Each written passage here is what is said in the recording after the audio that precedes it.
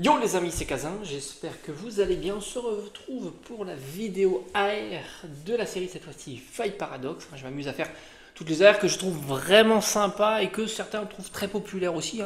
J'inclus aussi la popularité de certaines cartes, lorsque je le sais évidemment.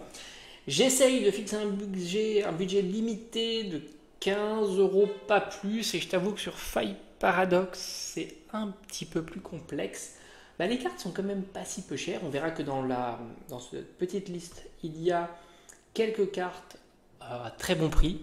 Mais c'est vrai que les AR, c'est relativement recherché. C'est un petit peu la version allégée, la version plus light d'une SAR. Simplement parce qu'il n'y a pas la texturation. Mais contrairement à une SAR, les AR tombent quand même hyper facilement. Enfin, quand je dis hyper facilement, non. Je retire. Okay. Je sais que ça va déchaîner les passions. Je dirais que dans l'ordre des drops, c'est celui qui drop, le deuxième qui drop le plus. Voilà. On drop mieux qu'une full art. Voilà. Donc comparativement à une SAR, c'est le jour et la nuit, forcément. Et pourtant, tu t'aperçois qu'il y a certaines AR qui tiennent le prix d'une SAR. Et à contrario, tu as des SAR qui sont très peu chers. Donc tu t'aperçois qu'au final, le prix d'une carte est essentiellement dû à sa notoriété, tout simplement. Alors, on revient sur Fight Paradox. Je fais une parenthèse, c'est une très belle série. J'ai mis Coléodome parce que moi, je trouve la carte esthétiquement très jolie, les effets de couleurs, les choses comme ça. J'aime beaucoup. Et en plus, elle ne coûte que 4 à 5 euros. Donc pour ce prix-là, autant se faire plaisir. J'ai mis Magby. C'est un Pokémon que l'on voit très peu souvent. Moi j'ai un classeur à thème sur tout ce qui est bébé Pokémon. Il n'y en a pas énormément. Et c'est vrai que quand tu as des bébés Pokémon qui sortent, ça fait toujours plaisir. Et par conséquent, elle n'est pas si peu chère. C'est la plus chère de la liste que je vais te proposer. On est à 15 euros. Moi j'ai eu la chance de la trouver en vide-grenier.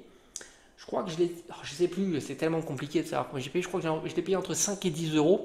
C'était une très très bonne affaire. Mais c'est ce qui se passe souvent dans les vides-greniers, même sur des stands de personnes qui connaissent le prix des cartes, mais qui préfèrent simplement ne pas avoir envoyé, payer les plateformes, les choses comme ça, et qui sont très arrangeants sur le prix. Évidemment, si j'ai mis Magby, je mets aussi Baby Manta. Très rare, Baby Manta, c'est un des Pokémon que l'on voit le moins dans le game. Elle est à 10 euros et je l'avais acheté à 10 euros là aussi en vide-grenier. T'inquiète pas, j'ai pas réfléchi longtemps quand je l'ai vu. Je l'ai acheté parce que c'est vrai que elle fait partie de ma wishlist, tout comme le Magpie.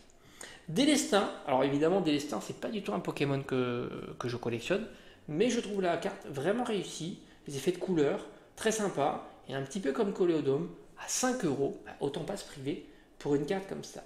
Statistique, pareil, c'est une carte que je trouve très ludique, très sympa, avec Voltoutou allongé, statistique dessus. Ça marche très très bien.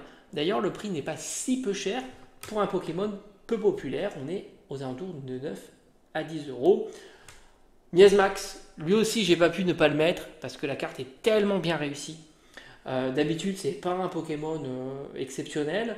D'ailleurs, elle est à 9 euros, elle n'est pas si peu chère, mais ça s'explique très bien. Les cartes sont ultra bien réussies, plutôt fun pour la plupart, et c'est pour ça que les prix ne sont pas si faibles. Après, évidemment, c'est une série qui est un petit peu moins ouverte que EV1, EV2, EV3, c'est ce qui se passe.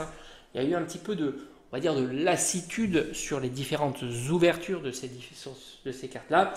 Et c'est vrai que le fait que les SAR tombent un petit peu plus difficilement que les autres séries fait qu'il y a eu moins d'ouverture et donc par conséquent un impact sur les AR. J'ai mis évidemment la Morpeko en version affamée que je trouve ultra fun avec tous ces bonbons. On est aux alentours de 12 euros. Ramboum est très sympa. Et d'ailleurs, je l'ai trouvé super fun dans le film Pokémon Détective. Donc j'aime bien, je trouve que c'est assez marrant. Le film est plutôt sympa. Et la carte tourne autour de 10-12 euros. Les Tiltons, ça aussi c'est un Pokémon que je collectionne. J'ai Tilton Altaria. très sympa. Il me semble qu'elle était un petit peu moins chère que 10 euros. Là, elle est à peu près à 10 euros. Il m'a semblé qu'elle était légèrement moins chère. Et je terminerai par Porygon Z, que je trouve vraiment très réussi. Et elle ne coûte que 9 euros, donc plutôt sympa. J'ai fait le tour de la série. C'est une série que je trouve vraiment intéressante, très jolie. Les SAR sont top aussi. Rappelle-toi, c'est quand même la série où tu as Altaria, qui est incroyable. Franchement, alors je ne peux pas te parler de Rugilune, enfin les trucs classiques, hein, mais Altaria, je la trouve tellement sympa cette carte. Et d'ailleurs, quand elle est sortie, je t'avais dit, pour moi, c'est une carte qui a du potentiel énorme parce que vraiment, elle est très bien réussie. Et puis Altaria, c'est pas un Pokémon qui est peu cher avec les années, hein. Tu t'aperçois que les cartes Altaria ont tendance à coûter relativement cher lorsque les séries, évidemment, sont plus disponibles. Voilà, je ferai évidemment la même liste des AR pour la série suivante, donc Force Temporelle. Et je ferai de la même manière pour Mascarade Crépusculaire, parce que j'ai envie de te dire, sur les AR, je préfère le répéter, on est rarement déçu. Et c'est mon cas, je ne suis pas du tout déçu pour les différentes AR qui sont proposées dans ces séries-là. Tu en as toujours, pour moi, une dizaine qui font le taf et que je trouve vraiment très belle à avoir dans sa collection. Allez, à bientôt.